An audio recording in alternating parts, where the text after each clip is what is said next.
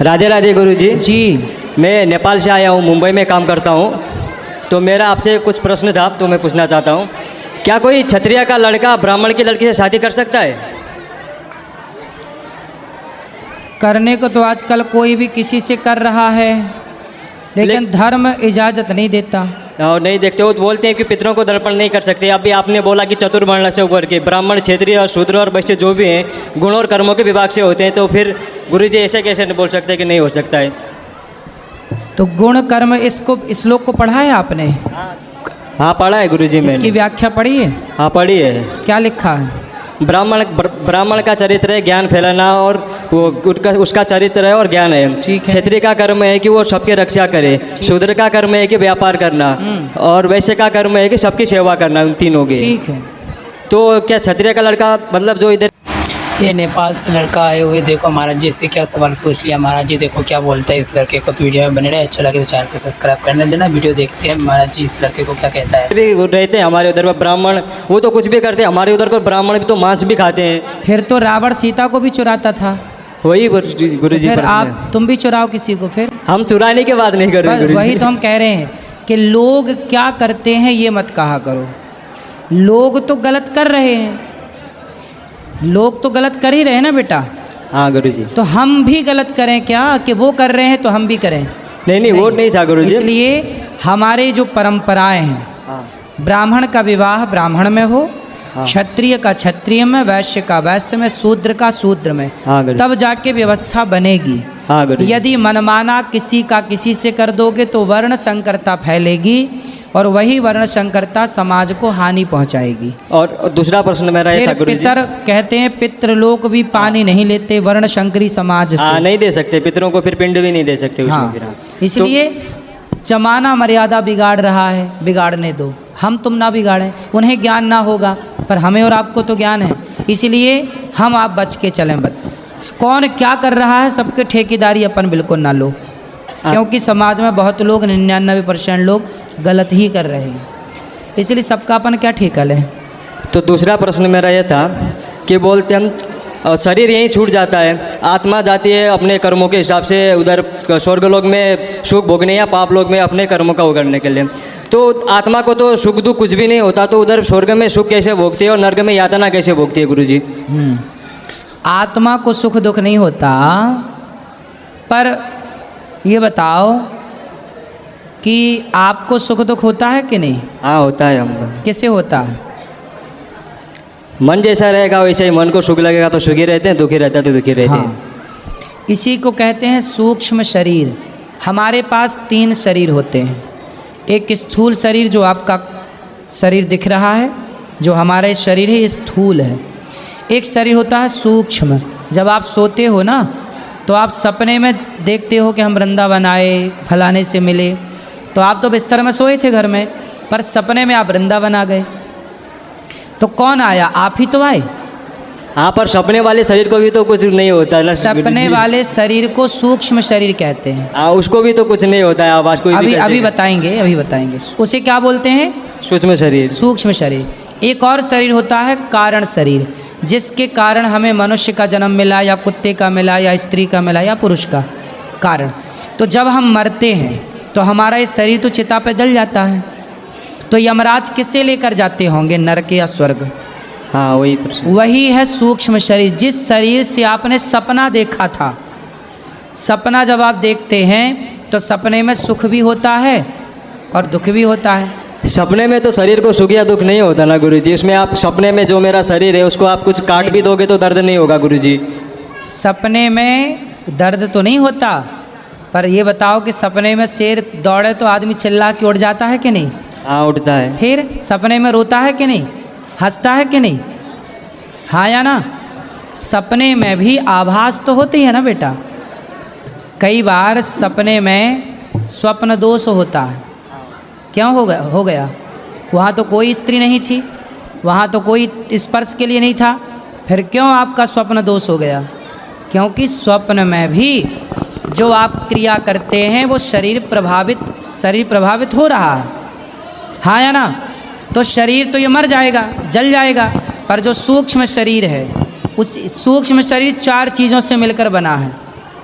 मन, बुद्धि, चित्त, अहंकार। कबीर जी कह रहे हैं कि माया मरी न मर मरा, मन मरा मर मर गया शरीर, आशा तृष्णा ना मरी, कह गए दास कबीर। तो हमारा जो मन है वह मन ही यमदूत पकड़ कर ले जाते हैं, वही स्वर्ग नरक का भोक्ता बनता है। और जब अगला जन्म मिलता है आपको तो वही सूक्ष्म शरीर लेकर आप फिर पैदा होते हैं। ये शरीर बदलता है पर सूक्ष्म शरीर कभी नहीं बदलता। तो एक और लास्ट प्रश्न था मेरा गुरुजी, जो भी महिलाएं हैं तो उनका मानसिक धर्म होता है, तो उसमें उनको अपवित्र क्यों बोला जाता है गुरुजी? अपवित्र नहीं महिलाओं का बोला मानसिक जाता। धर्म होता है जो, अपवित्र नहीं बोला जाता। हमारे उधर वो पूजा नहीं कर सकते, खाना वाने को छू नहीं सकते कहीं भी। ऐसा है ना, उसका बेटा एक साइंस है, विज्ञान, समझते हो ना? हाँ समझते हैं गुरुजी। आज के 100 साल पहले क्या पक्के घर होते थे?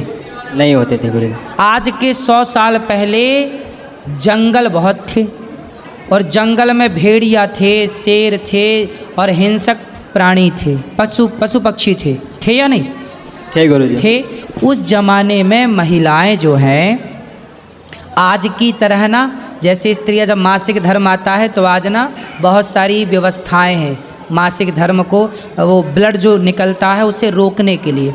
उस ज़माने में ना पहले ऐसी सुविधाएं नहीं थी। क्या होता था कि महिलाएं कपड़े का प्रयोग करती थीं आज के 100 साल पहले मासिक धर्म में, रक्त के संचार को रोकने के लिए कपड़े का। फिर वो कपड़ा कहीं ना कहीं धो कर के सुखाती थी, तो जो भेड़िया होता था या हिंसक प्राणी होता था, पशु पक्षी, वो खून की गंध कई किलोमीटर दूर से पा जाता था। तो जैसे ही महिलाओं को मासिक धर्म आया तो वो महिलाओं के जो खून निकला उस खून की गंध से वो आ जाता था और महिलाओं को अटैक करता था। इसलिए हमारे पूर्वजों ने कहा कि जब मासिक धर्म आए तब तुम्हें घर से बाहर नहीं निकलना है, तो गुरुजी मंदिर नहीं जाना है, उस समय कार्य नहीं करना है, ठीक है? इसलिए रोक दिया गया। उस समय महिलाओं को दर्द भी होता है कमर में, पेट में, पीठ में, तो आप रेस्ट करो 4 दिन 7 दिन जो भी हैं। अब रही बात पूजा की, तो पूजा आप बिस्तर पर पड़े पड़े मासिक धर्म में उस समय भगवान का स्मरण करते रहिए। भगवान का स्मरण करने का थोड़ी मना किया है, भगवान का चिंतन तो आप किसी भी हाल में कर सकते हैं। भगवान को स्पर्श नहीं करना, उसकी भी एक मर्यादा है। जब मासिक धर्म होगा तो स्त्री अस्वस्थ होती है, उस समय स्वस्थ नहीं होती, वो दर्द से प्रताड़ित होती है, उस समय उसका मन पूजा में लगेगा ही नहीं। तो उसके लिए कहा कि भाई तुम्हारा मन लगना ही नहीं है तो आप पूजा ना करो, चुपचाप बैठ के केवल कमरे में भगवान का ध्यान करो। तो उस समय ध्यान की है, स्पर्श की पूजा का विधान नहीं है। ये सब चीज़ें बहुत साइंटिफिक हैं। उस ज़माने ये सब आज थोड़ी बन गई, आज तो सब चीज़ों की व्यवस्था हो गई है। आज के 100 200 साल पहले महिलाएं कांच लगा के साड़ियाँ पहनती थी। आज भी महाराष्ट्र में स्त्रियाँ साड़ी को कांच लगा के पहनती हैं, ठीक है? आज जो प्रयोग चलते हैं स्त्रियों के लिए, ये पहले नहीं था। पहले अलग तरीके से बहुत ज़्यादा तकलीफ़ थी पहले के टाइम पर। और सुनो, पहले के टाइम पे तकलीफ़ क्या थी कि घर में पानी भी नहीं था, कुआं जाओ साफ करने के लिए। अब देखो महिलाओं को रक्त संचार जब होता है तो 2-2 बार 3-3 बार उसे साफ करना पड़ता है। अब ये बताओ कि उस समय पर कुआं थे, तालाब थे और नदियाँ थीं। घर में टोंटी वाला पानी तो नहीं था कि नल खोल और पानी घर पर अवेलेबल था। तो उस समय पर पुरुष उनकी देखरेख करता था, पुरुष तालाब से नदियों से पानी उनके लिए लाता था। पुरुष जिनको जो और अन्य महिलाएं थीं वो उनका साथ दिया करती थी। ये सब पुरानी बातें हैं। आजकल के लोगों को ये लगता है कि देखो हमें रोका जा रहा, हमसे ये नहीं करा। उसके पीछे साइंस तो समझो, भला भी तुम्हारा है। तुम्हें 7 दिन रेस्ट के मिल रहे हैं, रेस्ट काहे नहीं कर रही हो मन लगा के? आखिरी सवाल गुरुजी जी, क्या कोई लड़का खुद से बड़ी उम्र की लड़की से शादी कर सकता है? कितनी बड़ी? 1-1.5 साल 2 साल? हाँ, 1 साल तक तो ठीक है। राधा जी भी बड़ी थी कृष्ण जी से 1 साल। हाँ गुरुजी, ये सुना था। ओके गुरुजी, राधे तो राधे। आपको करनी है बड़ी उम्र की लड़की से? नहीं गुरुजी, मैं बस पूछ रहा था, मन में सवाल आते ही रहते हैं सोने के टाइम पे, तो अभी मैं बोला आपसे मिले तो आपसे ही पूछ लेते हैं सवाल सब। आपकी ठीक है, 1-2 साल चल जाती है, 1 साल ठीक है। ओके, ज़्यादा 10-20 साल बड़ी से ना कर लेना। हाँ चलो आज के लिए इतना ही। हमारे पूज्य अनिरुद्ध महाराज जी की कथा आपको कैसा लगा, अच्छा लगा तो लाइक करना, शेयर करना, चैनल को सब्सक्राइब करना, जाते जाते राधे राधे जरूर लिखना। ऐसा वीडियो देखने के लिए बेल आइकन जरूर दबाना।